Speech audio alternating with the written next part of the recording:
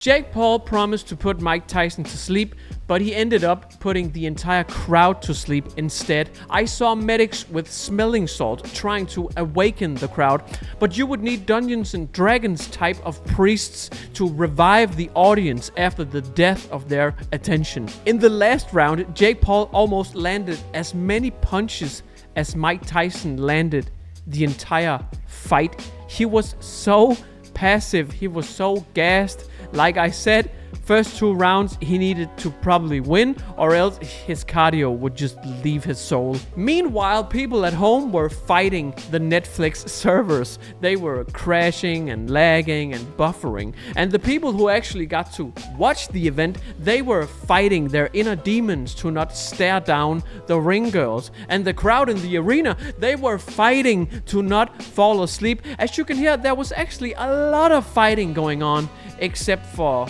in the ring, there was mostly just hugging. Looking at the scorecard, you can pretty much summarize what kind of night this has been. Look at the last round. Look how gassed Tyson was. He threw 6 normal punches, 4 jabs, and 2 power punches. You know what that is? That's 12 punches in the entire 8th last round. So if you got only 2-minute rounds, they even made the rounds shorter, obviously, but that couldn't even save this boxing fight.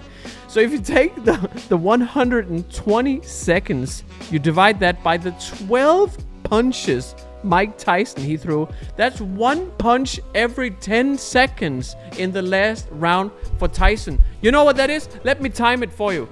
Jab.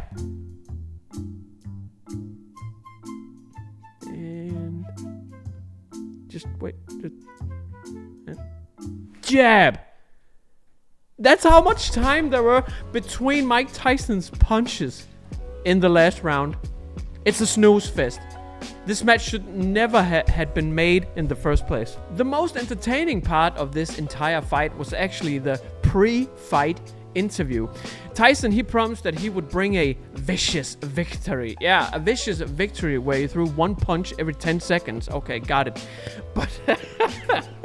But as he turned away, he put the cheeks on display. Yeah, baby.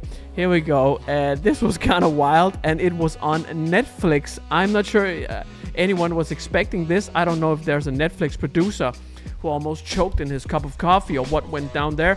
I'm not sure how this is family friendly, but he did it, and it was a nice summarization precursor for the fight.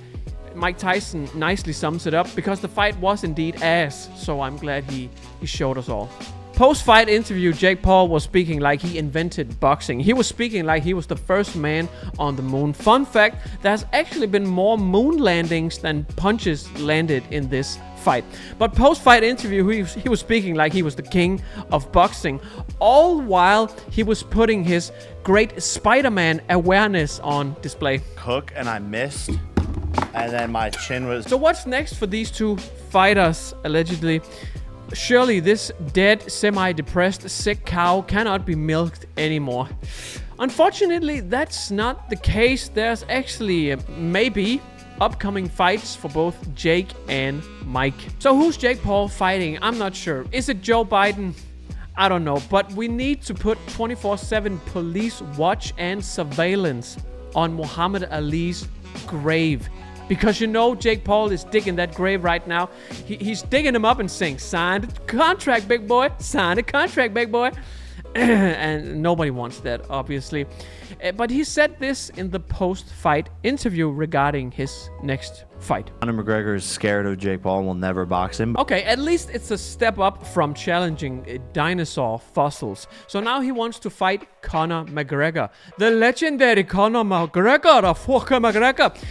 But Conor has never been the same after he fought Khabib. He broke his leg in several places, I think. And now he's just chosen the money. He's just relaxing. He's living his best life. But Jakey boy, he wants to fight Conor. Conor is not a pure boxer. A mixed martial artist also has to pay a lot of attention to Brazilian jiu-jitsu and wrestling and a whole bunch of things. And he's not a pure boxer. And obviously, that's why Jake challenges him. The less you know boxing, the better.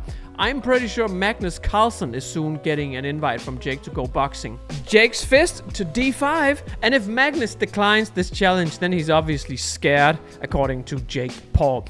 But what about Mike Tyson? Is he done? Please, God, say he's done. He's not done.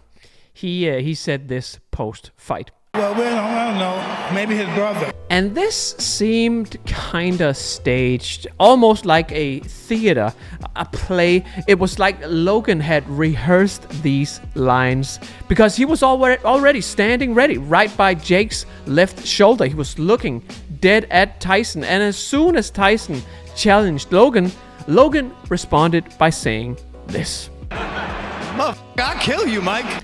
Ah, yes, he will end your life as you know it. Because Logan Paul, he just loves when people are no longer among us and then he vlogs about them. Yeah. I actually think Mike Tyson would put up less of a fight than the trees, bees, mosquitoes, branches, and rivers in that one Japanese forest. One of the biggest articles that came out after the fight was actually that the co-main event between two female boxers actually was a really nice fight, and this just shows everything. These two female fighters that most non-boxing related people don't even know, they ended up stealing the show. I've never heard of these two ladies, and it seems they had a fight that was like 3 times the boxing match of Tyson and Jake Paul. They completely stole the show, apparently. And I'm not sure there's even much show to be stolen. Luckily for us, though, fighting fans, in the same weekend, we got John Bones Jones, who retired Stipe Miocic with a spinning back kick. Ugh. That spinning back kick, I swear to God, the most nasty spinning back kick I have seen in my life.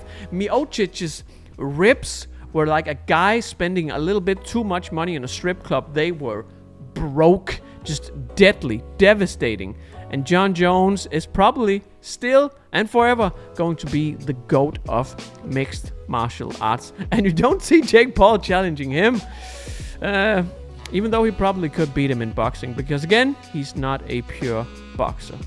According to the numbers, there wasn't really any fight. Mike should have never taken this fight. He's way past his prime and then some. He should never have boxed that Friday night. So it ended pretty much like I predicted. Jake Paul, there was no way Tyson could climb that hill Father Time has put up against him. So Jake Paul comfortably cruised to victory, sadly, but that's just the reality when you're a grown old man boxing more against Father Time than you actually boxed against Jake Paul.